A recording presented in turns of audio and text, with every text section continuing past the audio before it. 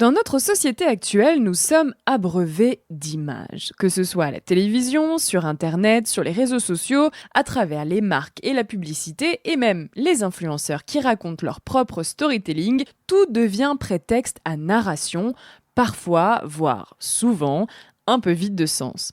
Un autre biais de notre société, c'est qu'on ne prend plus le temps de raconter ses histoires. On doit être impactant, concis, percutant.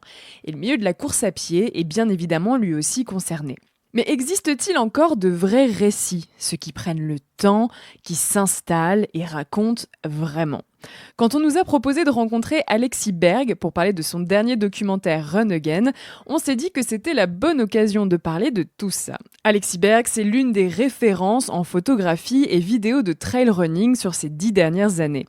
On lui doit plusieurs photos mythiques qui ont fait le tour du monde et il s'est tant épris de la montagne qu'il a mis un point d'honneur à raconter ses secrets à travers son regard si particulier. Run Again, ça raconte l'aventure de Dave Penn, chanteur et guitariste du groupe Archive, dans la course de sa vie, la Spine Race. 7 jours et 430 km en autonomie quasi complète au cœur de la campagne rurale et glaciale de l'Angleterre. Alors, est-ce que tous les récits sont bons à raconter? Est-ce qu'on n'arrive pas dans une ère saturée d'images? Est-ce qu'on peut vraiment raconter 430 km dans un documentaire? Je vous laisse avec mon entretien d'Alexis Berg et bien sûr de Dave Penn. Bonjour Alexis. Bonjour Cléo. On est au Grand Rex aujourd'hui pour la diffusion de ton documentaire Run Again, réalisé avec Patricia Oudi, qui raconte la participation de Dave Penn, guitariste et chanteur du groupe Archive, à la Spin Race. Une petite course de 431 km, probablement une des courses les plus célèbres d'Angleterre. Moi, j'aimerais bien déjà forcément qu'on revienne sur ton parcours à toi. Tu as un parcours qui est assez atypique puisque tu as commencé comme journaliste, puis tu t'es tourné plutôt vers la photographie dans un premier temps, pour ensuite te tourner aussi vers la vidéo. Je crois que tu as été rapidement capté par l'extérieur, par la nature. C'est quelque chose tout de suite qui t'a assez relativement fasciné. Qu'est-ce qui t'a plu dans ce sujet d'expression? Qu'est-ce que tu es allé chercher là-dedans? Ouais, comme tu disais, c'est vrai que j'ai eu un peu un espèce de parcours avec des étapes assez différentes. Et en venant donc de l'écriture, une formation de journaliste, et par hasard, quelques années plus tard, un peu un saut dans le temps, je me suis mis à faire de la photo. Et d'abord un peu juste comme ça, et puis après, j'ai rencontré le trail. Et avec le trail, j'ai rencontré la montagne, la forêt, l'outdoor, comme on dit. Et donc ça, c'est devenu mon activité depuis une douzaine d'années comme photographe de trail. Et puis, j'avais déjà un petit peu commencé à faire des films. J'ai toujours un peu aussi, en même temps que je faisais de la photo, j'ai toujours eu des projets un peu de films, plus ou moins expérimentaux. J'ai même fait un peu de la fiction, des choses, mais vraiment... j'ai toujours vu ça un peu, la vidéo et les films, comme un terrain d'expérimentation et une sorte d'école aussi, parce qu'on y apprend beaucoup de choses, parce que tout est très différent. Et donc, aujourd'hui, je fais quasiment moite-moite photo et réalisation. Et voilà. Pourquoi t'as été tellement capté par le trail running? Qu'est-ce qui y avait de particulier? Qu'est-ce qui t'a donné envie? Parce que ça fait quand même longtemps maintenant que tu traites ce sujet-là. Qu'est-ce que tu trouves en fait d'intéressant? Qu'est-ce que tu as envie de montrer dans cette discipline-là? Je pourrais répondre très honnêtement de différentes manières, parce qu'il n'y a pas qu'une seule vérité dans ce truc-là, et peut-être même que moi-même, je n'ai pas toutes les réponses. Ce qui est sûr, c'est que comme pas mal de jeunes gens, de personnes qui n'ont pas forcément vécu avec un accès à la montagne dans leur jeunesse, en fait, la rencontre de cette possibilité-là, c'est-à-dire d'aller passer du temps, et je parle même pas que de courir, mais en randonnée, en marche, juste en être en montagne, c'est quelque chose que j'ai rencontré finalement assez tard dans ma vie, au moment où j'ai rencontré le trail en fait. D'accord. Et du coup, ce qui est devenu mon métier, au-delà du côté travail et photographe, je pense que ce qui m'a plu avec le trail, c'est le hasard de me retrouver à du coup passer du temps dans des endroits finalement que je connaissais pas, que la vie m'avait pas permis de visiter.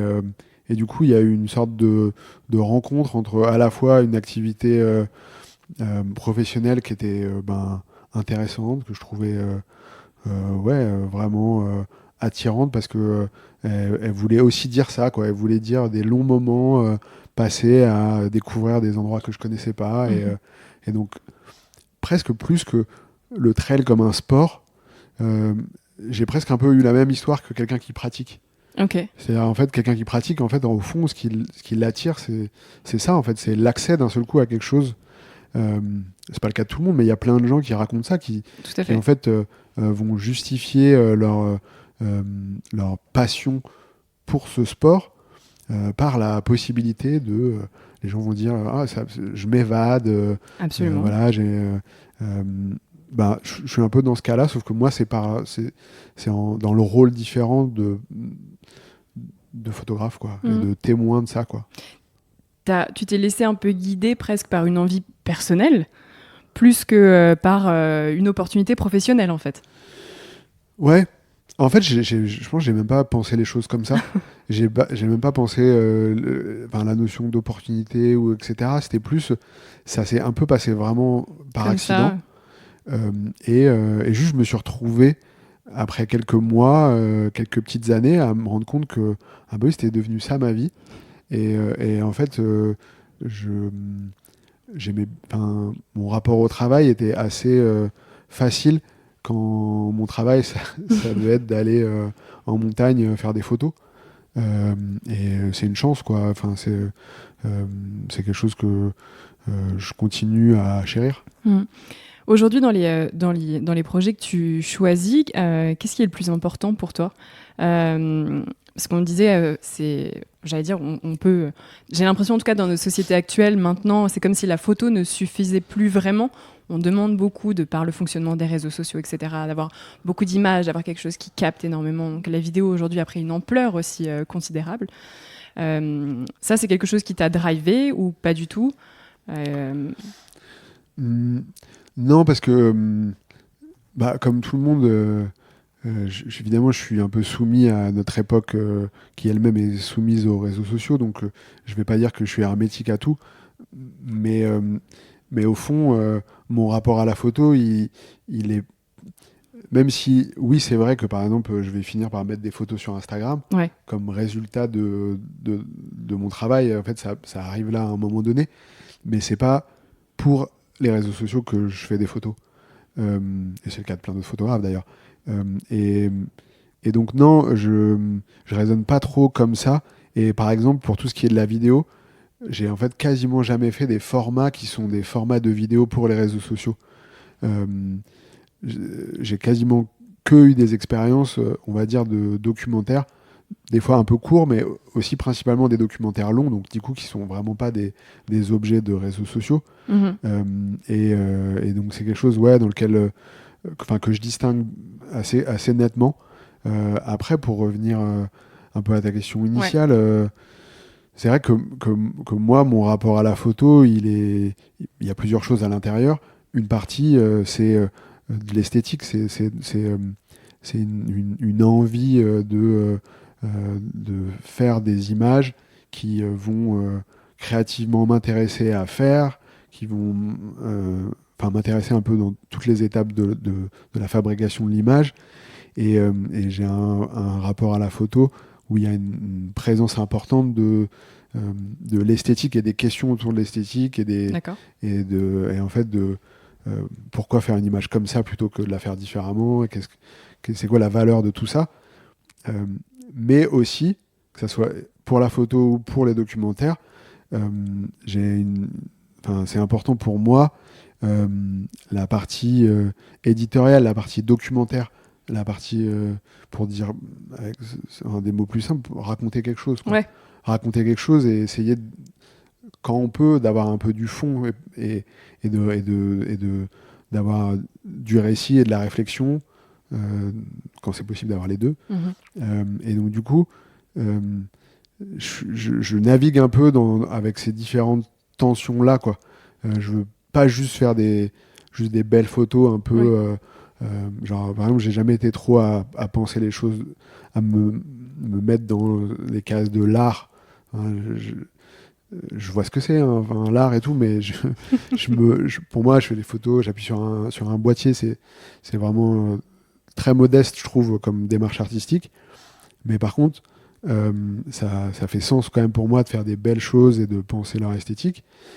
Mais quand même, avant tout, d'avoir une démarche documentaire et donc du coup, de se poser des questions sur qu'est-ce que je raconte, qu'est-ce que je montre, qui va le recevoir, qu'est-ce que ça va leur raconter. Moi, j'aime bien quand même, quand on fait des images ou des films, en tout cas, moi, je me pose des questions. Ouais. Est-ce que les gens, ils se posent des questions? Ils sont pas obligés, hein. En fait, il y a plein de choses qu'on peut recevoir juste comme ça. Mais voilà, je suis hyper long dans mes réponses. Mais non, j'adore, c'est hyper intéressant justement. On fait du podcast, hein, c'est ce qu'on cherche. Pour revenir aussi au milieu du trail et de l'ultra trail plus particulièrement, c'est un milieu, tu disais, dans lequel tu évolues depuis maintenant quasiment 12 ans, que tu connais bien. Est-ce que toi, à titre personnel, tu as vu des mutations de ce milieu-là? Comment tu observes, comment tu perçois l'évolution de ce milieu? Et est-ce qu'il y a eu d'ailleurs une évolution du milieu? Ben oui, après, c'est une discussion qui revient beaucoup et qui, à mon avis, est le symptôme du fait que comme le trail, c'est un sport neuf, on est toujours un peu face à cette espèce d'observation de son évolution. Et en fait, elle est d'autant plus visible et on a l'impression de la voir dans plein de choses parce que justement, il y a peu d'ancienneté et que tout est encore un peu en formation. Et donc, moi, j'ai l'impression d'avoir connu que ça. C'est-à-dire qu'en fait, déjà, il y a 12 ans, les gens avaient un peu la même discussion sur le trail en disant « Ah, le trail, il change, il augmente, il est plus pareil. » Enfin, en fait, j'ai l'impression que c'est une sorte de constance d'avoir cette discussion-là. Ouais. Ça ne veut pas dire qu'il n'y a pas des accélérations, qu'il n'y a pas des choses qui, brutalement prennent une nouvelle forme et que c'est sûr que il y a des changements. Le paysage organisationnel des courses, il n'est pas le même qu'il y a une dizaine d'années. Il y a une expansion quand même du nombre de courses. Il y a une expansion du nombre de courses. Oui, après, il y a des courses qui disparaissent, etc. Il y a aussi... En fait, c'est toujours un peu difficile parce que en fait, il y a tellement plein de petites courses et il faut aussi les compter. Et en fait, peut-être qu'aujourd'hui, il y a plus de grandes courses structurées avec des grosses organisations et qui rendent visible le fait d'exister. Et aussi qui ont un peu adopté comme une norme en fait un peu le principe de course de masse avec des centaines voire des milliers de partants, etc. Qui est un modèle, lui par le coup il est un peu en explosion celui-là. On va dire que il est né avec l'UTMB et que c'est l'UTMB qui le fait encore aujourd'hui, comment dire, qui continue à développer ce modèle-là. Et que ça, c'est nouveau, ça s'intensifie en fait. Ce rapport-là en fait à la course de masse, je pense que c'est à la fois tout ça est vrai, s'observe et en même temps, il y a plein de choses qu'on a un peu du mal à percevoir, mais qui existent aussi. En fait, en même temps, il existe plein d'autres contre-modèles. En même temps, il y a plein de gens qui pratiquent différemment. Et des fois, on peut avoir un effet de loupe un peu trompeur sur la réalité. Parce que en fait avec les réseaux sociaux, avec la médiatisation qui elle aussi elle augmente, mais elle augmente et elle nous donne l'impression que ce qu'elle voit, ce qu'elle raconte, ça c'est ça qui existe et c'est ça qui grandit. Plein de choses sont hors des radars. Et je pense qu'il faut faire un peu attention avec quand on généralise un peu trop et qu'on pense en fait avoir une vision claire. Moi j'ai pas une vision très claire en fait du sport parce qu'il y a plein de moments où je me rends compte tiens, je savais pas qu'en fait là il y avait tout ça, plein de choses qui sont un peu dans l'ombre. Et je pense qu'il y a aussi plein de gens et de pratiquants qui sortent un peu de notre champ de vision. Et il faut oui prendre un peu du recul avec ce qu'on croit savoir et ce qu'on croit comprendre. Moi, franchement, très modestement, il y a plein de choses que je vois comme témoin. Et au fond, c'est plus d'ailleurs des histoires d'athlètes, élites, etc. Ça, j'ai l'impression d'avoir un peu une vision de comment ça fonctionne et comment ça a fonctionné. Mais plus généralement sur le sport, En fait, c'est un sport, je pense, qui est multiple, qui se pratique dans maintenant tellement de pays de manière assez différente. Et dès qu'on voyage un peu, on se rend compte, on peut rencontrer des gens qui nous racontent des histoires et qui nous ramènent à relativiser pas mal ce qu'on pense être un peu une espèce de voie unique là. Ouais, mais est-ce que c'est pas justement aussi le rapport à l'image de ce sport qui a changé et qui nous fait avoir un peu cette vision-là? C'est-à-dire qu'effectivement, quand on prend du recul, on était par exemple avec l'équipe sur l'UTMB, et c'est vrai quand on regarde ça un petit peu de l'extérieur, on a le sentiment qu'il y a quand même une course à l'image, que chaque athlète élite est suivi par un vidéaste, et que même des athlètes qui ne sont pas élites sont également suivis par des vidéastes, et que tout le monde veut faire son petit son récapitulatif un petit peu de son expérience, montrer ça, pouvoir le publier après derrière. Et c'est vrai que ça, j'ai l'impression que pour le coup, c'est quand même plus nouveau. Et c'est aussi ce qu'on voit, en fait, ce qui est visible aujourd'hui. Oui, après, c'est amplifié par les outils qu'on a tous maintenant dans les mains. Et en fait, je pense qu'on n'aurait pas forcément cette discussion si il n'y avait pas les téléphones qui faisaient que en fait, l'essentiel des images et des contenus qui sont faits sont aussi faits par des téléphones. Et finalement, des vraies équipes de tournage qui filment, est-ce qu'il y en a vraiment plus qu'avant? Un peu. Et parce que aussi les marques sont plus nombreuses à avoir des athlètes élites et à avoir des teams. C'est ça en fait qui s'est passé. Mais en fait, il y a toujours eu... je veux dire, les athlètes pros ont toujours été un peu filmés par leurs marques, etc. Mais après, la question sur... c'est vrai que l'UTMB peut nous donner l'impression, quand on le regarde comme témoin, qu'on soit acteur à différents endroits, que c'est peut-être un peu trop. Trop d'images, trop de... Qui va regarder toutes ces heures de récap et en fait, probablement qu'il y a une saturation. Oui, voilà. Ouais. Et peut-être que cette saturation amènera une régulation, que juste les gens, en fait, finiront par plus avoir envie. Peut-être qu'on se trompe et qu'en fait, il va y avoir de plus en plus de gens qui vont vouloir regarder ça. Et c'est difficile. Franchement, c'est extrêmement difficile je pense, de pouvoir nous-mêmes prophétiser quelque chose qui nous échappe. En fait, tu vois, moi, quand j'ai commencé le trail, les réseaux sociaux, Instagram, on n'utilisait pas, en fait. Donc, il faut imaginer qu'à l'époque, les images partagées de ce sport, si on parle juste de celui-là, comme d'un exemple, elles étaient bien moindres. Moi, quand j'ai commencé à faire des photos de trail, il n'y avait pas vraiment de photographes de trail, ça n'existait pas vraiment. Des spécialistes, il y en avait quelques-uns, et ils étaient en train de... Enfin, voilà, ils bossaient pour les quelques clients, et ils faisaient une photo assez... un peu ce que moi j'appelle une photo de sport, très athlétique. Il y avait assez peu à ce moment-là comment dire, de photographes un peu plus documentaires, ou même l'esthétique, elle était quand même un peu plus resserrée. Aujourd'hui, ça a beaucoup évolué. Mais en fait, tout ça s'est passé sans qu'on n'y puisse pas grand-chose, quoi. Et ça évolue vite. Et moi, j'avoue que j'ai aucune idée de... Enfin, tu vois, qu'est-ce qui va se passer, qu'est-ce que ça va fabriquer à la fin, ces millions d'images.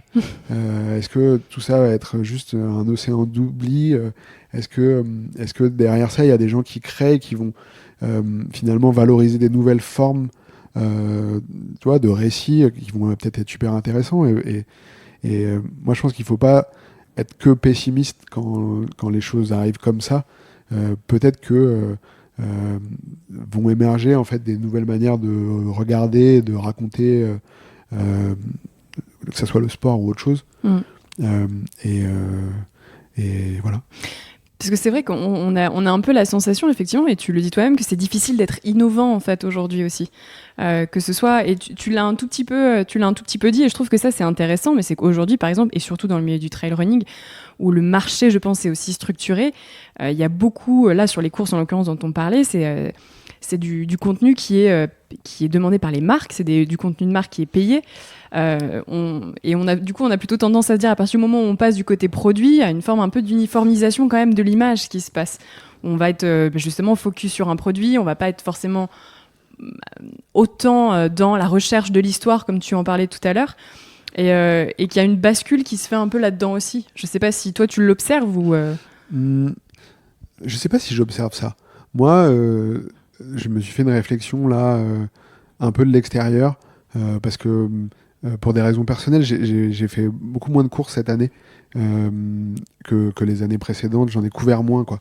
Et du coup, j'ai plus été de l'extérieur, je regardais, et ça fait quelques années que j'observe ça, mais il y a de plus en plus de jeunes personnes extrêmement talentueuses qui font des images, qui filment, qui racontent des histoires. Euh, je parle du trail, mais on pourrait prendre des exemples dans plein d'autres Bien domaines. sûr.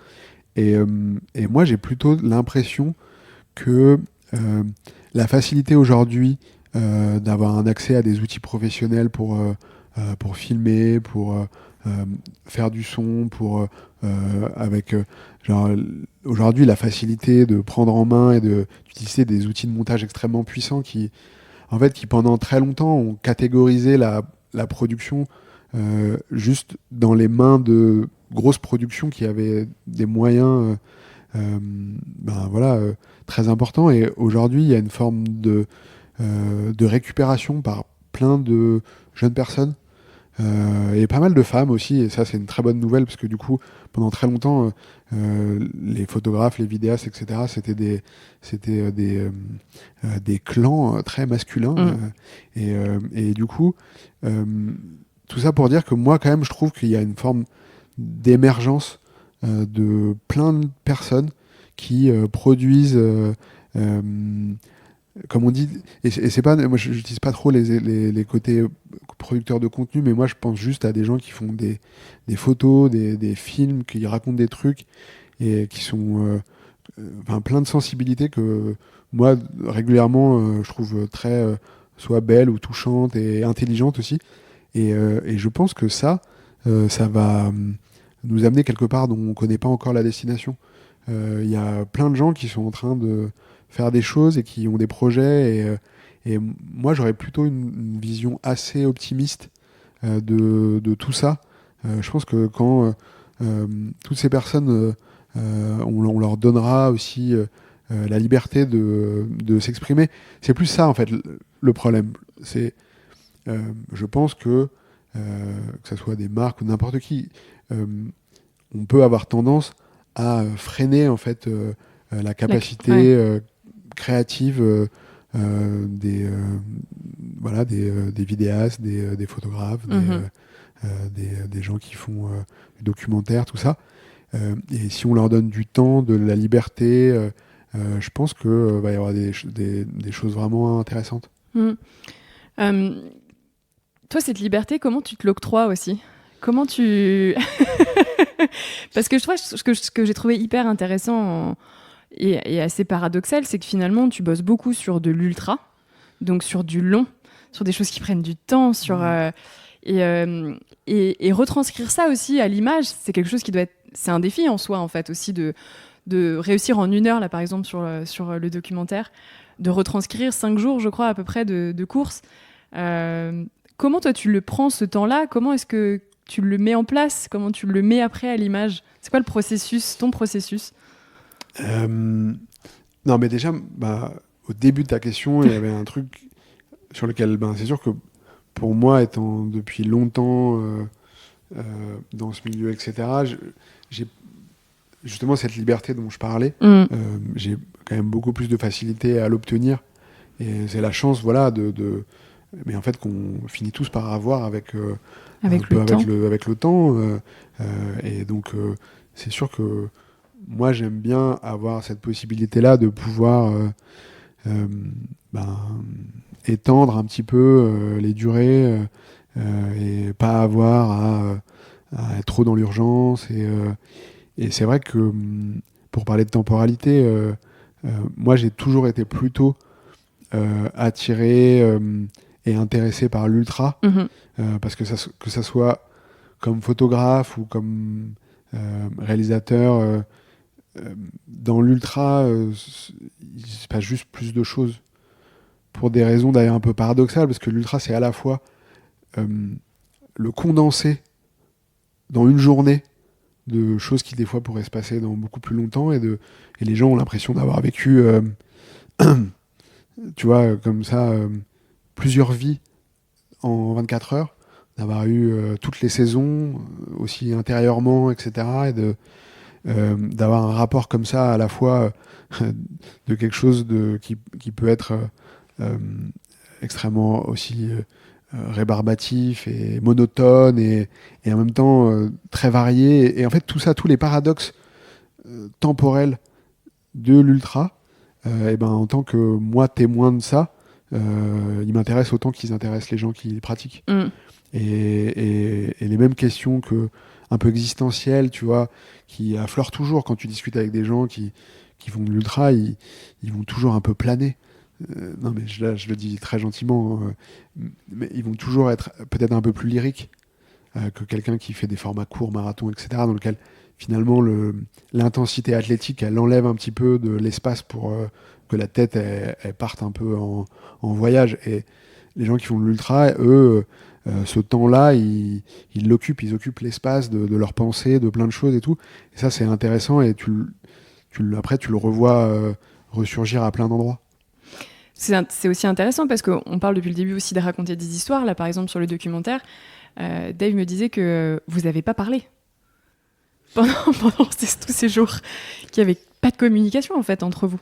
C'est intéressant aussi, c'est-à-dire que tu racontes aussi de l'histoire uniquement sur le corps, les émotions, le visage, parce qu'il n'y a pas vraiment de parole en fait.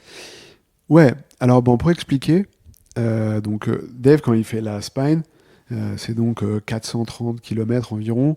Il fait ça pendant 6 jours et 6 nuits. Nous, on le filme du départ à l'arrivée. On le croise plusieurs fois par jour, 5-6 fois par jour, la nuit aussi, sur le parcours. En effet, pendant sa course, il n'y a aucun enjeu pour nous à lui parler. Pour plusieurs raisons. Un, parce que on n'est pas en train. C'est pas la grammaire du film de le faire parler pendant le truc. Aussi parce que c'est pas vraiment autorisé, parce que c'est une course dans laquelle normalement il n'y a pas d'assistance. Nous, on était tolérés comme une équipe de tournage, mais pour certaines personnes, on pourrait se dire, ouais, une équipe de tournage, il les connaît, donc c'est quasi un peu de l'assistance. Donc on est, en fait, cette espèce de réserve, on l'a gardée. On gardait un peu intacte son expérience de coureur de la Spine, qui n'est pas censé être en train de discuter avec des gens qu'il connaît. Donc en effet, nous, pendant sa course, on avait un minimum de discussion. Je dis pas qu'on n'a pas dit un mot. On pouvait avoir et puis évidemment qu'on en fait, on va se questionner comment ça va. Oui. Des petites choses. Mais c'est vraiment minimal pour plusieurs raisons. Un, parce qu'on est en train de tourner et qu'on n'a pas envie de mettre ces discussions-là. On n'a pas envie qu'ils parlent à la caméra, etc. Ça pourrait être le cas dans d'autres projets, mais pour moi, là, c'était pas le langage du film. Et deuxièmement, pour respecter la course et son expérience intacte. Après, pour les gens qui verront le film, c'est un film où il y a énormément de paroles, la sienne, parce que, évidemment, a posteriori, on a redéplié tout, et quand je dis qu'on l'a redéplié pendant des heures et des heures et des heures, et je pense qu'avec Dave, il y a 2 fois 3 heures d'interview dans lequel on a ausculté tous les coins, les moindres détails des questions sur lui, sur cette course, sur son rapport à plein de choses, que ça soit à la course à pied, à la musique, mais des choses beaucoup plus intimes aussi. Qu'est-ce qui t'intéressait sur ce projet-là en particulier ? Est-ce que toi, tu avais une vision ? Est-ce que tu savais un petit peu déjà ce que tu avais envie de transmettre justement comme message ? Il y a les balances qui commencent justement en même temps. C'était ce lien, parce que c'est vrai que c'est très atypique. On a plutôt tendance dans les vidéos de trail à voir des trailers soit professionnels, soit en tout cas des gens qui dédient une partie de leur vie. Là, c'est pas vraiment le cas de Dave, parce qu'il a un profil atypique, il est musicien et il est connu pour ça. C'était ça qui t'intéressait ? Il y avait plein de choses qui m'intéressaient. Et avant tout, lui. Moi, dès que je l'ai rencontré, j'ai trouvé que c'était une personne qui se trouvait à la rencontre de plein de choses assez rares. C'est-à-dire que, en effet, comme tu l'as dit, on en connaît assez peu des chanteurs d'un groupe de rock de cette importance. Lui, il est à la fois ça, À côté de ça, il a une vie de famille finalement assez ordinaire. Il continue à vivre dans la ville dans laquelle il est né, à Southampton, entre guillemets, une ville moyenne anglaise. Il a cette vie-là, il a donc cette vie sur scène quand il est avec le groupe.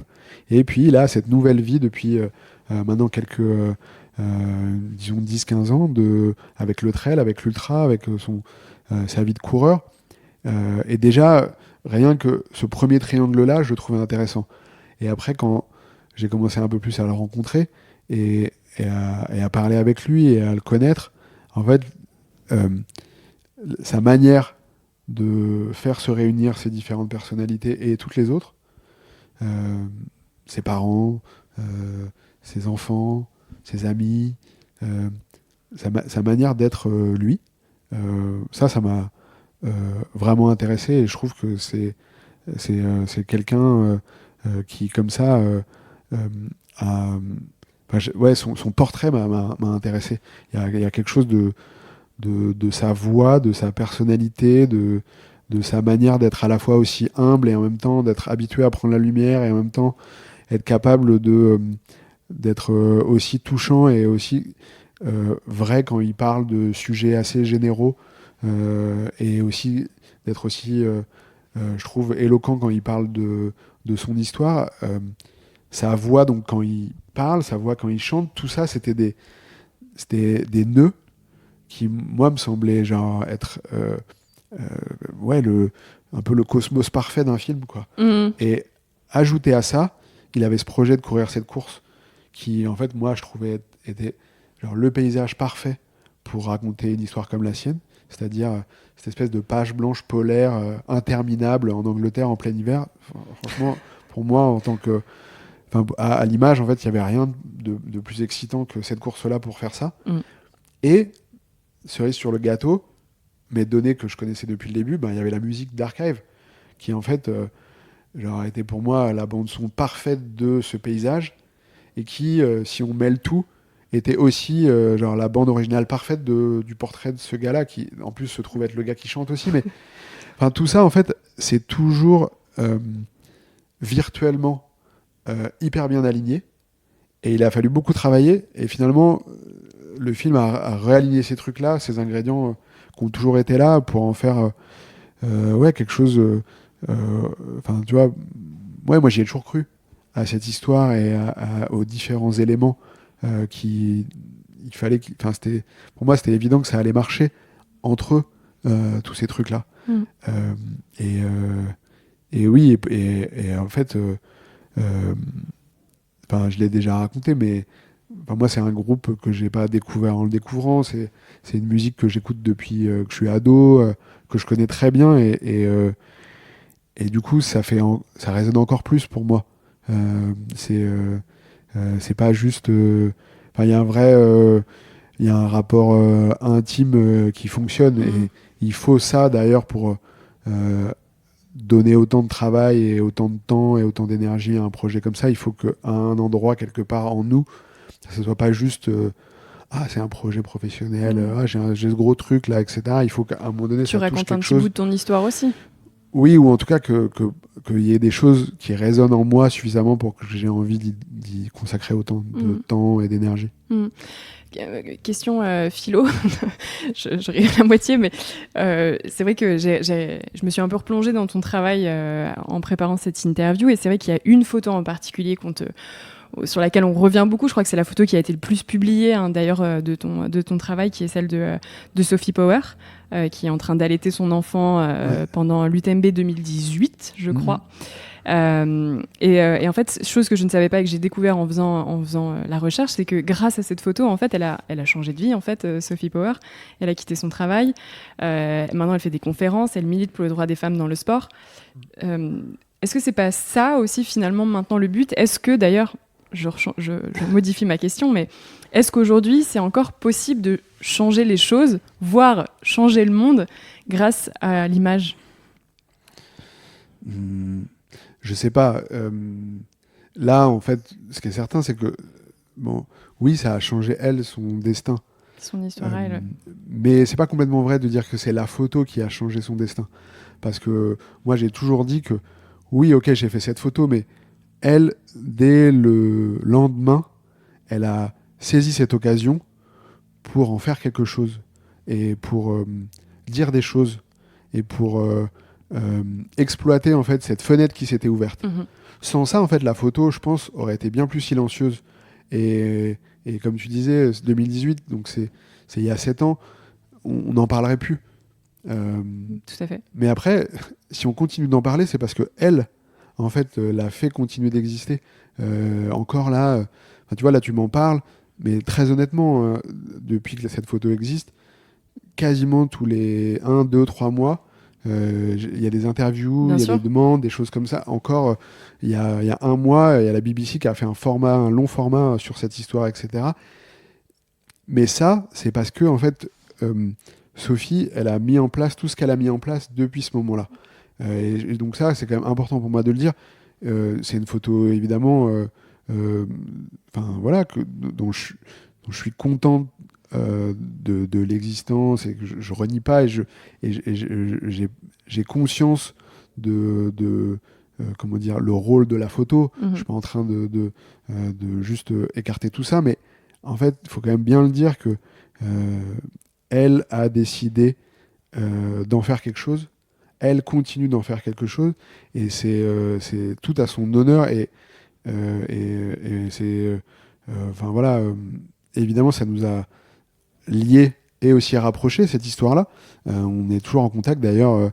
Là on est au Grand Rex, mais la semaine prochaine on présente Run Again à Londres et du coup Sophie, je sais qu'elle va venir et on se voit régulièrement, quasiment une fois par an. Parce que c'est vrai que ça nous a un peu liés de manière un peu particulière, cette histoire. Mais est-ce qu'une photo juste toute seule change les choses? Je sais pas, moi je pense que ça ouvre des fenêtres et elles sont utilisées ou pas. Et voilà, et là c'est la seule photo que j'ai faite en tout cas qui est aussi peu muette. Voilà, mais grâce à elle. Dernière question peut-être, je vais te laisser sur cette journée qui est intense, j'imagine, enfin pas que cette journée d'ailleurs en l'occurrence. Toi, à titre personnel, qu'est-ce que tu attends maintenant de ton travail, des différents projets? Est-ce que tu as des envies, tu continues d'avoir des envies différentes? Est-ce que tu as envie de continuer d'explorer encore ce thème de l'ultra-trail par exemple que tu traites maintenant depuis 12 ans? Ou est-ce qu'il y a un moment donné, on arrive quand même au bout? C'est une bonne question parce que en fait, c'est impossible d'être certain voilà, de ce que l'avenir va me réserver.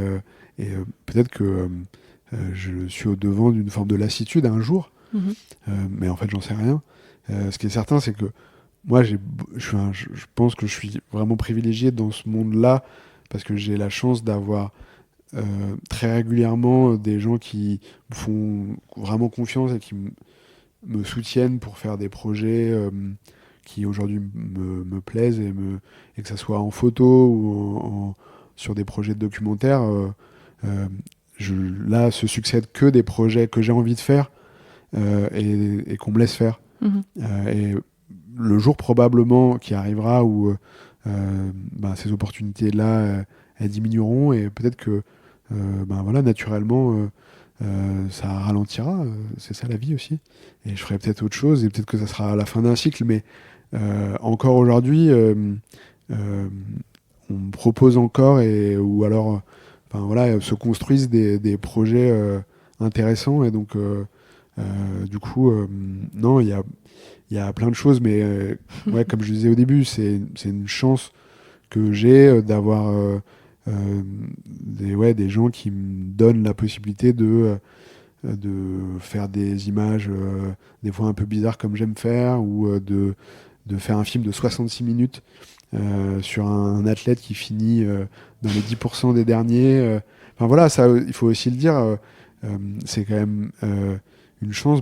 Là, par exemple, c'est Salomon qui a cru depuis le début à ce projet-là, et en fait c'est une grande chance pour moi d'avoir eu leur confiance et l'acceptation de ok, en fait ça va être 66 minutes comme ça, un format un peu atypique dans lequel il y aurait du sport mais aussi beaucoup de musique, Et ça, c'est quelque chose où je suis vraiment reconnaissant de la possibilité de faire des projets de ce type avec autant de liberté et de confiance.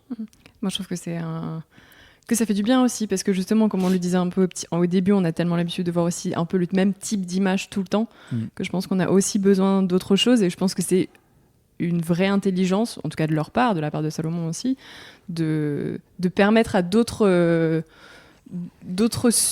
sujets, d'autres formes d'expression d'exister. Donc peut-être qu'on ira de plus en plus vers ça, en tout cas.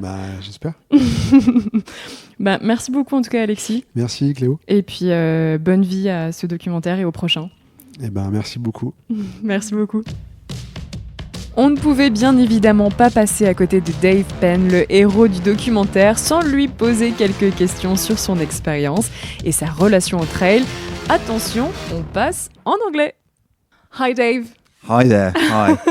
So we were at the Grand Rex in Paris for tonight's screening of a documentary about your participation in the spin race. Let's say a very, very long race. Too long, yes. Probably the most famous in England. Yeah. So my first question is simple and must have answered it many times before, but you come from the world of music, actually. So what made you take up running and especially trail running? I think I just needed something that was kind of just mine in a way, and something that would take me away from all the chaos and the noise. You know, I've spent, probably 2/3 of my life now surrounded by amplification and frequencies and singing really hard and touring. And I think once I discovered, initially I started running mainly for health reasons. I was getting a little bit older and I come from a family of runners. Okay. But, and I just thought, yeah, I can do something. I have free time. So I was like, right, I don't really want to join a gym. I don't want to get big or anything like that. I don't really like swimming. It's too much faff. But running I can do anywhere. And then I discovered the trails and I just found this kind of absolute bliss and peace. Because I never run with any music or anything. I just love the silence. And I kind of just discovered it. And since I kind of did it, I never looked back. It really became my kind of escape vessel, if you know what I mean. Yeah, you told you run because you want to find peace. Can we say that ultra running is also a way for you to kind of go against the grain of our current society, where everything moves quickly and have to be short and have to be fast and punchy? If that's right? Yeah, that's a very good way of looking at it. I think you kind of discover these things and you don't like set out and think, I'm going to do this because of that. But once you're involved in something like trail running or, you know, doing things for your state of mind, you then do realize just how, you know, that old saying of we're caught up in the rat race. You know, there's so many things in modern society that are so oppressive on us all, and you know, and the world at the moment isn't the easiest place to kind of deal with. There's so much, you know, conflict, and there's so many other stresses, and you know, also the things you're supposed to have and the way you're supposed to be. And I think once you get out and do things like running or even, you know, trail walking, or you're out in the air, you're out in the elements, it quickly makes you sort of really realize just how much of that bullshit doesn't matter, you know, and it's so nice to get away from it. It's the best thing, and I find I really need that in my life. And you know, and becoming a trail runner, again, there's kind of like, don't get me wrong, there is still some elements of modern society that are needed in the races with navigation and things like that. But what's nice about that is some of the races I do, they still say you require a map and a compass. And you can really go back to kind of the sort of core elements of what adventure is about. Yeah. And that's what really does appeal to me as well. You know? Okay. Can we see it as almost an act of activism? Kind of. I wish that it would make a lot more change in the world, because I think, imagine that. Oh, if you finish this race, it's going to help world peace. It would be incredible. But I think also, though, it kind of is a way of putting your stamp on saying you don't want to conform to a degree. I know a lot of runners just run as well just for themselves. Like, I do compete in races because I like that element as well. But I have some friends that will never enter races, but they run the same distance as me, and it's just there, and it's kind of strange, because even though you go on these trails, there's still hardly anybody there. They're so quiet, they're so peaceful. And in a way it's kind of nice, but you do also think, well, why isn't everybody else enjoying this and experiencing it?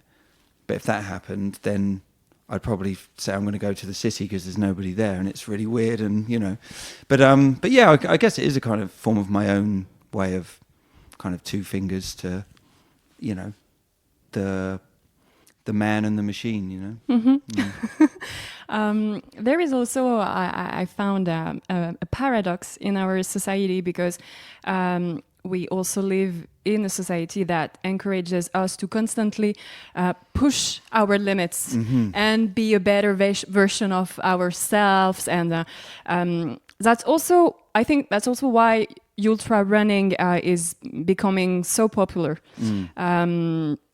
So what's your opinion about that, and how can we maintain a healthy balance between all of this? I know what you mean. It's we are, it seems like evolution is, people are getting faster with sports, especially. There's records that you thought, would never be broken, and they are being broken, and what the human body is capable of doing now, because we are living in, probably the most extreme times, of existence now, of what we can create, what we can build, what we can do. And it's kind of, I just don't see why it's going to end. I think maybe it will drop down maybe to a slightly younger generation, because the younger people, I don't know, the bodies are kind of stronger. I know it's weird sort of saying that, but it's kind of just shows no signs of stopping. It's really, it's really mad. Like, I do, like, a race, say, like the UTMB, and it will take me 40 plus hours, but the winner's doing it in under 20. Yeah. The gap is huge. It's crazy. But what I do love about trail running, which I'd like to say, is that I love the fact that the winner is still taking the start line with the last place. Everybody's there for their own adventure, their own reason. And some, like anything, the elite will come in. It's like with anything, with music, there's always going to be a better, more popular band or a better song to a degree, or with any kind of sports, especially, people just see that and they want to push themselves, and sport is the most accessible way to push yourself, I think. And as long as we're here, I think people are always going to think, I can beat that guy or that woman's time. And I don't really have an opinion on it, as in to say it's a good or a bad thing. I'd like to think what people can learn from it, and the science, the natural kind of body being able to do that, and what we can take from that is quite interesting. But then when you get things like the enhanced games being created, where people are allowed to take in performance enhancing drugs and compete, that is absolutely fucking insane. That shouldn't be allowed, because it goes against the whole grain of what a human is capable of doing just with himself or herself. So it's it's going to keep on evolving, and it's going to get quicker and more extreme, probably. I can't see why it you won't. think so? I do. I used to skateboard when I was a kid, and you look at what skateboarding was in the 80s to what skateboarding is now. The tricks they do was only when Tony Hawk's came out. It's for real now. So, for me, that's one of the biggest evolutions I've seen in trickery with, skateboarding. But everything is getting, the records are being broken in everything. It's just going to keep going somehow. Yeah. It's mad. You was talking about the why people are running. I was at the Tour X in October. Well, yeah. And I was talking to the second finisher, and he was talking to me that runners doing ultra distance, they always have a why, always a reason, a purpose to do this. Yeah. What's your why? Yeah, I don't know. Wow. I just, again, though, it comes back to the previous question, is I really have like discovered a way of pushing myself. Yeah. And when I push myself in its natural form, like I do with trail running, it's quite incredible. I never dreamt I would be able to do any of the races I've done or any of the ascents, because I live in a very flat area. And I get a real sense of it's the the adventure that I go on, but also the adventure I go within myself and my mind. I've never experienced anything like what I've experienced when I do trail running, like the highs and the lows and the euphoria and the agony. I'm so glad it's that, and it's not something that is unhealthy or isn't, good for my health or something, because I know everybody has their vices and they have their cruxes and they have things that take them to places that are painful and things. And with music, it's very expressive. I experience a lot of emotion, especially in, a band like Archive. It's a very emotional, expressive outlet. Mm-hmm. And then to experience that physically on my body, it all kind of makes sense in a way. I don't know. Yeah, I think I run to just keep discovering myself. Okay, it was one of my questions, because between the word of music and the show business and what you're talking about, and the word of trail running outside with nature, we can imagine that's really two different words. But is there sometimes some overlap between these two words for you, or this is two different parts of your life? Well, I think there's definitely a huge overlap with why I'm here right now for the film. Definitely. Which is, the craziest thing, that I never thought, I never got into running for it to have any exposure like my musical career does. But yeah, I don't know, it's strange. I kind of do keep them separate a lot. It's tricky, like... the music side of everything is always going to be quite glitzy and quite dramatic, and it's full of adoration in a way, Whereas whereas running is that there isn't any of that really. So yeah, like I don't know if I can actually answer the question, but it's kind of. What was the initial question? If there is some overlap between these two words, for you, do you sometimes, I don't know if does music sometimes feels like running? Okay, I don't know if you can find some. Yeah, you know what? It does, in a way, it does. Like I have said this before actually, but when we tour, a tour now I kind of look at is a bit like an ultra. Yeah, because you can't go off at full steam. You have to wait. It's going to have its ups and downs. And you're going to go through emotions. And sometimes when you're on tour, it is painful. It can be painful with your hands. It can be painful. You're away from your family. So to me, I have started to think of them like, well, if I can, run an ultra, I can definitely do a tour. And I've explained to my friends, that when we go on tour, don't worry, it's just like an ultra, but kind of nicer. So yeah, I do use that comparison, and but yeah, that's probably about it. Mentally, I think it prepares you for other things, and I think physically, I know like some of my friends and band members have said that since I did start running, they're like, you've got so much more power when you sing, your lung capacity is stronger, and I guess it must be because you build yourself up with stamina in that way. It's only going to help you physically, especially in something like I do, performing, which takes a lot of lung capacity when I sing and perform. So yeah. Okay. So to continue this parallel between these two words in the world of music.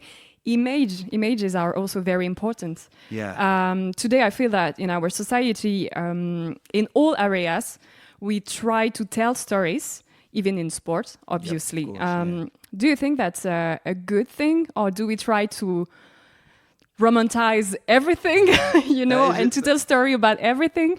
That is a good question, because I was writing a blog the other day, and I actually said in it that I remember growing up, you didn't know anything about everyone you idolized. It was so hard to find anything out about them, and that was quite incredible, especially like in bands. You would see pictures in a magazine that you had to buy in a shop, and then when they came out on the stage, you wouldn't believe they were actually real. It would be like, oh my God. Whereas now there's so much more of an open book. Yeah. And it's funny because I was talking to a friend and I kind of said, well, I did a video blog the other day when I was running. I just did it. I sometimes do them just for a bit of a laugh. Like I don't really take them seriously. But I left it up and there were so many people saying, oh, it was so great, so great. And I was like, oh no, I've become that guy who goes for a run and has filmed himself talking to his audience. And I was like, there's not a lot of mystique in that, is there? And it's hard, especially like coming from a band like Archive, which is very mysterious. We are quite a mysterious band with, we're quite deep kind of thing. And I do think that, there is so much more exposure now with people. And I think if that's going to happen, there's no point trying to pretend to be somebody you're not. If you're going to say, you either say, I don't want to do any press, I don't want to do anything, this is just mine. And I totally admire anybody who does that. Whereas I'm so used to being at the forefront of things, I feel like I actually have something to say, and I am who I am, and you only get one chance at this. So I'm kind of like, oh, fuck it, I am who I am. I can't, so I might as well there's bits I see myself and I'm like, oh God, why did you say that? But then I don't really watch stuff back. I do what I do when it happens, and then if people want to judge, fine. If they don't, fine. But I feel for a lot of people that are all of a sudden under the camera and everybody wants to know about them. And they're like, but there's an audience that are really interested. And you feel like, wow, that's amazing. 'Cause especially like trail running, it's growing so fast. Yeah. And there's so many millions of people that are interested in it. They're like rock stars to me. Some of the key, elite runners I follow. And I'm like, wow, man, that's just incredible. But it's the way of the modern world. Everything has gone that way. And I totally admire, I can't wait to find out who the next person is who's just like, he doesn't do any of that. But the thing is, we'll all still know who he is. We don't. Yeah. It'd be like that someone's going to run a race and they're just going to have like a mask. Yeah. You're like, whoa, who's this dude? That's, if you're out there, do that. It'll be really interesting. Because there is a true paradox, because you told that ultra running and a race like you did, it's more an introspective journey. Totally. So it's really personal. Yeah. But having someone always with you filming and documenting what you are going through, this is really, really weird. It's really strange, especially like the fact that we got this film made of the Spine Race, because the Spine Race is really sort of closed event. You're not allowed any help. They've, to be fair as well, they've not even really I don't think they're interested. I think it was like an ex-military thing that started it of some sort. It's all self-sufficient. And I was quite anxious because I didn't want to be that guy, and people were like, oh, is this what's happening to this race? Because for some people, that is like a bit of a pilgrimage for them. That's their ultimate goal. And you don't, it could make people feel uncomfortable. And that is, that was a slight concern, but I know that once the organisers had allowed Alexis to do it, and how good he is at what he does, he's, you don't know he's there. There was no interaction between us. We didn't speak. At all? No, there were no conversations. Okay. There was no how are you, nothing. Okay. No. There was one point where we had to put a mic on. He said, we've got to put a mic on. I said, do it. And we did it. And then when it came to bit, they said, they need the mic.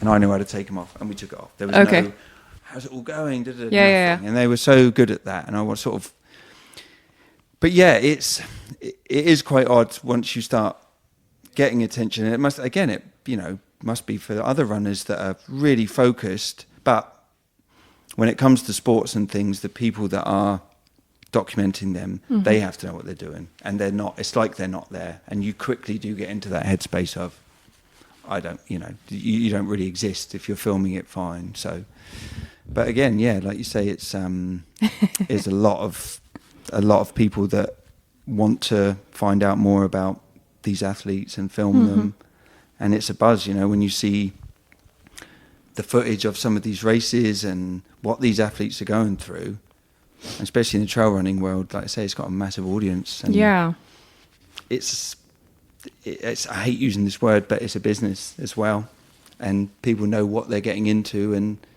but you know what's nice about it is the kind of thing that, like I say, you can go off on your own. Like I'm sure everybody does without all the faff. In another totally different subject, but there is something which I'm kind of obsessed with, because you are running ultras, very long distance. You know you're gonna have some pain. I talk a lot about the pain cave of Courtney Dauwalter. Yeah. I think this is really a great image of what you are going through when you are while running ultras. But for you, do you think that you have to go through darkness to see the light? 100%.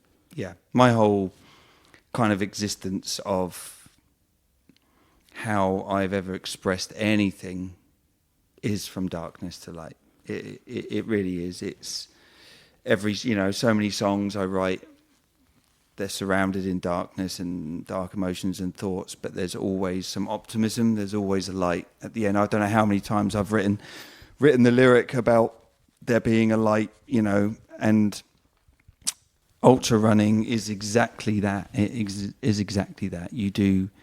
It's kind of like life and death in a way. Yeah. It's you know, what I'll never forget is that how lucky I am to be able to function and get through something like that, you know, to be able to run the whole thing like, you know, someone like Courtney Dauwalter does at the speed she does it, again, just is from another planet.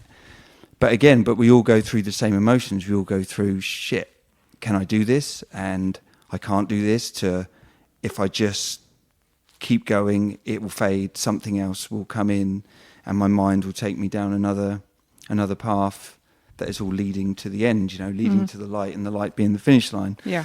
And we all go through it, and I think that's the amazing thing about ultra running is you are so many different personalities from different backgrounds, but yet you're all going through this same journey. And it's a really unique thing, because I don't think there's any other sports really like that also involve elite runners and people like myself. I love that, you know. Anybody can do it. You've just got to train yourself and be open-minded to let your body see what it's capable of. And yeah, it's everything is from darkness to lightness, without a doubt. Very strange question, but what gives these words the most hope to you? Music or the fact that we can run, we can move? I'd probably have to say music, because it's so much easier for people to, personally, they're kind of on a par. But if you're putting it out there, if you write like a beautiful song and millions of people get to hear it, and it makes them have a different outlook, or it makes them think, you know, you take a song like Imagine or something like that, you know, that is kind of, it doesn't get any more powerful than that. And we've realized that the connection we've had with people through music is so strong. And what, you know, so many people tell us how our music has helped them in their lives, helped them with their mental health, through divorce, through death, through life.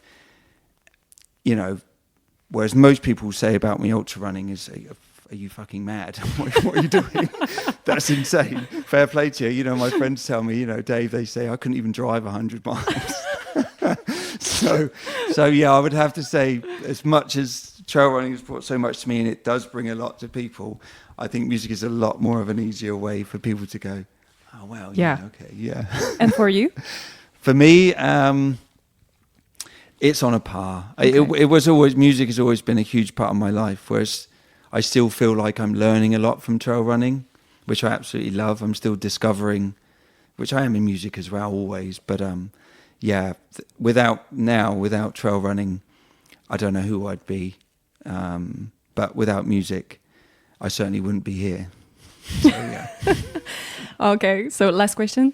What makes you still want to run again? I think there's still so many places and trails and paths that I've not trodden on, I've not seen, and I really want to. And there's still so much more desire in me to be out in the wild and brave the elements. I have a race in December in the south of England. Okay. And I'm so excited that it's probably going to be raining and muddy, and I have all my stuff. And England. It's England, you know. It's always like that. As soon as, you know, the autumn comes, it's like, and now it rains for 6 months or so.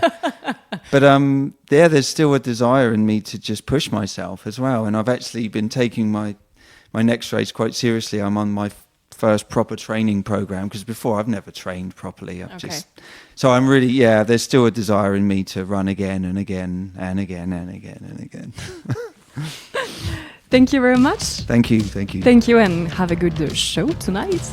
We hope so. I'm sure it will be. Thank you. Merci.